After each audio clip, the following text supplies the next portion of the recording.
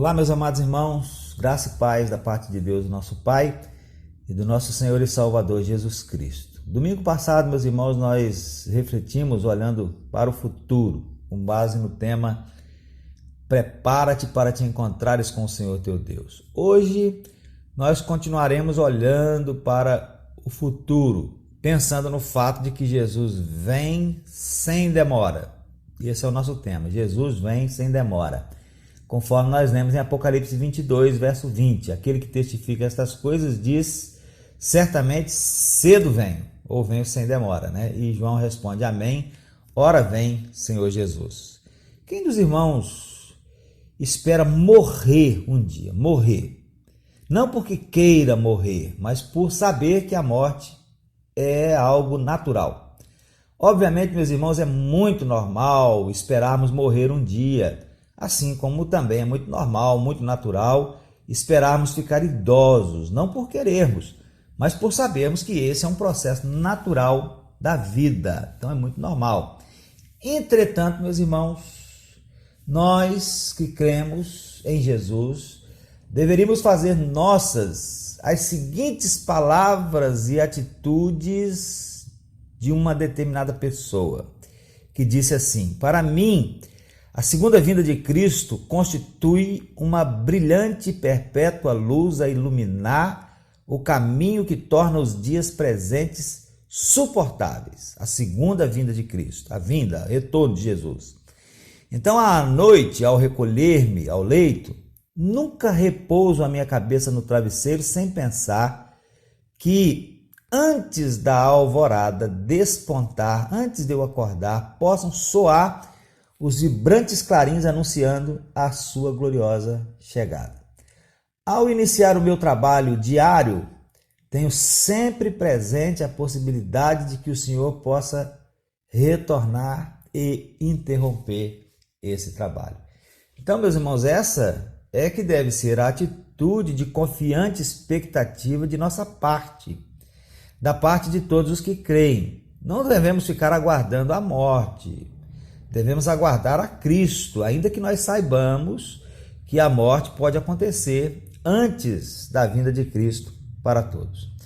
E baseado no versículo que lemos inicialmente, Apocalipse 22, 20, é certo dizer que João também vivia esta mesma expectativa, porque quando Jesus diz, certamente cedo venho, João responde prontamente, amém, ora vem, Senhor Jesus. Isto mostra que ele estava pronto, preparado para ir ao seu encontro. E nós? E você? Se Jesus voltar hoje, você está preparado? Lembra-se de domingo passado? Prepara-te para te encontrares com o Senhor teu Deus. Então vamos refletir nisso, meus irmãos, olhando para o futuro, hoje também. Primeiro pensemos no fato de que ele vem. Jesus, meus irmãos, foi para o Pai após ressuscitado, mas ele prometeu voltar. Eu não sei se os irmãos sabem de cabeça, né, como se diz, algum outro texto que registra esta promessa. Certamente que sim, se não todos os irmãos, muitos irmãos. E tem muitos textos, né? Só em João 14, por exemplo, no verso 3, meus irmãos, nós encontramos Jesus dizendo aos seus discípulos, se eu for e vos preparar lugar, virei outra vez e vos levarei para mim mesmo, para que onde eu estiver, estejais vós também. Quando chega lá no verso de número 18, ele diz assim, não vos deixarei órfãos, voltarei para vós. E no verso 28 ele diz, ouvistes o que eu vos disse, vou e venho e volto para vós. Então Jesus foi para o Pai após ressuscitado, mas ele prometeu voltar. Ele vem. E quando ele vier, meus irmãos, nós aprendemos pela palavra que ele receberá os seus. E aos seus ele concederá galardões, prêmios, de acordo com as obras que os seus realizaram. Obras essas que serão submetidas a julgamento. Sabemos que ninguém é salvo pelas obras. A salvação é pela graça, mas o salvo pela graça recebe galardão de acordo com aquilo que fez. Então ele vem e quando ele vier receberá os seus. Em João 14:3, o texto que nós já citamos, Jesus está dizendo aos seus discípulos: se eu for e vos preparar, virei outra vez e vos levarei para mim mesmo, para que onde eu estiver estejais vós também. Então Jesus vem para os seus. E isso nos leva a uma questão: quem são os seus?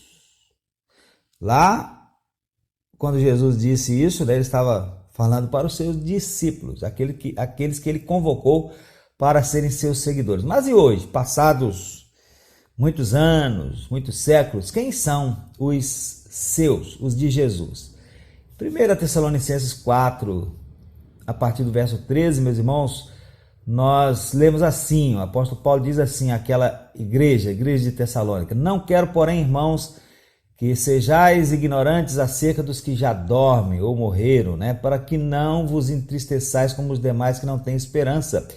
Porque se nós cremos que Jesus morreu e ressuscitou, assim também aos que em Jesus dormem, Deus os tornará a trazer com ele. Dizemos-vos, pois, isto pela palavra do Senhor, que nós, os que ficarmos vivos para a vinda do Senhor, não precederemos os que dormem, quer dizer, não iremos primeiro do que os que dormem, do que os que já morreram, porque o mesmo Senhor descerá do céu com alarido e com voz de arcanjo e com a trombeta de Deus, e os que morreram em Cristo, note bem essa parte aí, os que morreram em Cristo ressuscitarão primeiro, depois nós, os que ficarmos vivos, seremos arrebatados juntamente com eles nas nuvens a encontrar o Senhor nos ares, e assim estaremos sempre com o Senhor. Então, esse texto responde claramente à questão: quem são os seus? Os seus, isto é, os de Jesus, são todos os que estão nele, os mortos em Cristo. E os que estiverem vivos, e é óbvio que se trata dos vivos que também estiverem em Cristo. Então, estes, diz a palavra de Deus, serão recebidos por Jesus, irão ao encontro do Senhor nos ares. Mas a Bíblia, meus irmãos, não para por aí. Ela diz mais. Ela diz que estes, ainda que já salvos, passarão por um julgamento.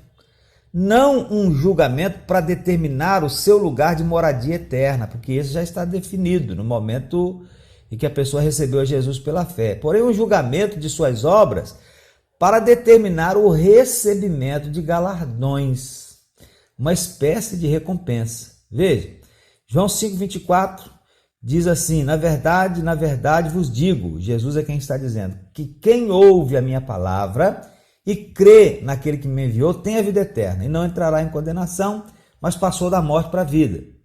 Em Isaías 53, 5 e 6, diz acerca do Messias que ele foi ferido pelas nossas transgressões, moído pelas nossas iniquidades, o castigo que nos traz a paz estava sobre ele, pelas suas pisaduras fomos sarados. Todos nós andamos desgarrados como ovelhas, cada um se desviava pelo seu caminho, mas o Senhor fez cair sobre ele a iniquidade de nós todos. Mesmo Isaías 53, verso 10, ao Senhor agradou moê-lo, fazendo-o enfermar. Quando a sua alma se puser por expiação do pecado, verá a sua posteridade, prolongará os dias, e o bom prazer do Senhor prosperará nas suas mãos. E 2 Coríntios 5, 21 diz que aquele que não conheceu o pecado, o fez pecado por nós, para que nele nós fôssemos feitos justiça de Deus. Textos como estes textos e outros como estes, mostram que os crentes no sentido real e completo da palavra, não serão mais julgados no que diz respeito aos seus pecados. Já estão perdoados, Jesus já levou sobre si na cruz do Calvário. Mas veja esses outros textos. Romanos 14, 10, todos haveremos de comparecer ante o tribunal de Cristo. Paulo está falando a crentes, Lá em 1 Coríntios 3, a partir do verso 11, ninguém pode pôr outro fundamento além do que já está posto, o qual é Jesus Cristo. E se alguém sobre este fundamento formar um edifício de ouro, prata, pedras preciosas, madeira, feno, palha, a obra de cada um se manifestará. Na verdade, o dia a declarará, porque pelo fogo será descoberta, e o fogo provará qual seja a obra de cada um. Se a obra que alguém edificou nessa parte permanecer, esse receberá galardão. Se a obra de alguém se queimar, sofrerá detrimento, mas o tal será salvo, todavia, como pelo fogo. Esses textos dizem que os crentes também serão julgados, mas julgados apenas no que diz respeito ao recebimento de galardões. Agora, sobre o que são esses galardões, esses prêmios, essas recompensas, nós não sabemos agora. Pelo menos não sabemos de forma completa como será. Temos uma pista, na palavra de Deus. A Bíblia apresenta esses galardões de forma figurada. 1 Coríntios 9, 25, por exemplo, fala de coroa incorruptível. 1 Tessalonicenses 2, 19 fala sobre coroa em que exultamos. 2 Timóteo 4, 8 fala sobre coroa de justiça. Tiago 1, 12 e Apocalipse 2, 10 fala sobre coroa da vida. 1 Pedro 5, verso 4 fala sobre coroa de glória e por aí vai. Então, ele vem, Jesus vem, e quando ele vier, receberá os seus, aqueles que são seus, e lhes concederá galardões, prêmios de acordo com as obras que realizam. Então isso é muito importante nós pensarmos, Nós seremos julgados também por aquilo que nós fizemos, Não para questão de salvação, porque quando recebemos a Jesus pela fé, já ficou determinado, Deus já sabe, mas vai mostrar para nós, a questão, o que nós fizemos e pelo que nós fizemos, o que vamos receber em termos de galardões. Mas também quando ele vier, meus irmãos, a palavra de Deus diz que ele submeterá a julgamento aqueles que não são seus. Então os que são seus serão julgados e os que não são seus também serão julgados. Veja o seguinte texto, Apocalipse 20, versos 11 a 15. E vi um grande trono branco e o que estava assentado sobre ele, de cuja presença fugiu a terra e o céu. E não se achou lugar para eles. E vi os mortos, grandes e pequenos, que estavam diante do trono, e abriram-se os livros, e abriu-se outro livro, que é o da vida. E os mortos foram julgados pelas coisas que estavam escritas nos livros, segundo as suas obras. E deu o mar os mortos que nele havia, e a morte e o inferno deram os mortos que neles havia, e foram julgados cada um segundo as suas obras, e a morte e o inferno foram lançados no lago de fogo. Esta é a segunda morte, e aquele que não foi achado escrito no livro da vida foi lançado no lago de fogo. Esse texto, associado a alguns outros que nós encontramos no Novo Testamento, nos revela pelo menos 5 coisas sobre este julgamento. Julgamento daqueles que não pertencem a Cristo. 5 coisas. Primeira, o lugar do julgamento. Diz aí o texto que será perante o grande trono branco. Segunda coisa, o juiz. O juiz será aquele que se assenta nesse trono, de cuja presença fugiram a terra e o céu, a saber, Cristo, a quem foi dado o poder de julgar. Terceira coisa, os participantes. Quem são os participantes desse julgamento? São todos os não salvos, de todas as épocas. Nestes versículos em particular, os mortos sem salvação. Quarta coisa, a base desse julgamento será as obras. Não que a salvação ou a perdição dependa das obras. Ela depende de se cremos ou não em Cristo. Essas pessoas já eram perdidas, porque não creram em Cristo. E quanto a isso, não precisavam mais ser julgados. Eles estão sendo julgados pelas suas obras para verem, perceberem que o seu castigo é merecido e que, ainda que a salvação deles dependesse de obras, eles não teriam condições de se salvar. E também, obviamente, pode estar implícita aqui a determinação do grau de punição para cada perdido. Foi Jesus mesmo quem disse que no dia do juízo haveria menos rigor para Tiro, Sidom, Sodoma e Gomorra do que para Corazim, Betsaida e Cafarnaum. Você pode conferir isso lá em Mateus 11, versos 21 a 24. E quinta coisa, meus irmãos, o resultado do julgamento. Qual é o resultado? O resultado é a condenação a um lugar onde há tormento eterno. Então ele vem, Jesus vem, e quando vier, receberá os seus e lhes concederá galardões, prêmios, de acordo com as obras que realizam. Mas também quando ele vier, submeterá a julgamento aqueles que não são seus. E uma vez realizadas essas obras, ele irá estabelecer definitivamente o reino de Deus. Quando tudo isso terminar, depois de Cristo haver vencido todos os inimigos, então acontecerá aquilo sobre o que Paulo falou em 1 Coríntios 15, 24. Depois virá o fim, quando ele tiver entregado o reino a Deus, ao Pai, quando houver aniquilado todo o império, toda potestade e força. Cristo vai entregar o reino ao Pai. Chega ao fim a fase temporal do reino de Deus, essa fase que nós estamos vivendo agora, e inicia-se a fase eterna. Isso, obviamente, apenas no que diz respeito a nós, né? Não a Deus. E aí estarão todos os que se tornaram filhos de Deus mediante a fé em Jesus, aqueles que creram no seu nome. Então, esse é um resumo, né, da segunda vinda de Jesus. Agora, feito esse resumo da segunda vinda de Jesus, meus amados, eu não posso deixar de dizer que Jesus faz um convite a todos nós, faz um convite a você. Veja que convite maravilhoso, está lá em Apocalipse 22, verso 17. O Espírito e a esposa dizem, vem, e quem ouve, diga, vem, e quem tem sede, vem. E quem quiser, tome de graça da água da vida.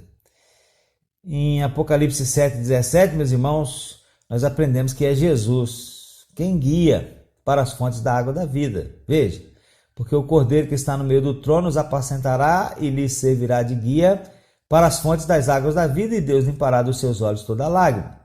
Mas quem são esses apacentados para esse lugar maravilhoso? O versículo 14 nos dá a resposta. Estes são os que lavaram as suas vestiduras e as branquearam no sangue do Cordeiro. Então quem tem sede, venha, e quem quiser, tome de graça da água da vida. Esse é o grande convite que Deus nos faz. Um convite para a salvação. Quem daqueles que estão me ouvindo estão com esta sede? Sede de água da vida, sede de estar ao lado de Deus hoje e para todo sempre. Quem está com esta sede, venha a Jesus. Ele faz o convite. Deixe que Jesus lave com o seu sangue as suas vestes e seja então, hoje e sempre, apacentado por ele às fontes da água da vida. O convite é para você estar presente entre aqueles que estarão com Deus na eternidade. Certamente, cedo vem, disse Jesus, e João respondeu, amém, ora vem, Senhor Jesus. Que nós possamos pensar nisso, meus amados. Jesus vem sem demora, assim como João, nós precisamos estar prontos, precisamos estar preparados, precisamos poder dizer, ora vem, Senhor Jesus. Maranata, ora vem, Senhor Jesus. Que Deus os abençoe e que o Espírito de Deus aplique essa palavra ao nosso coração. Amém.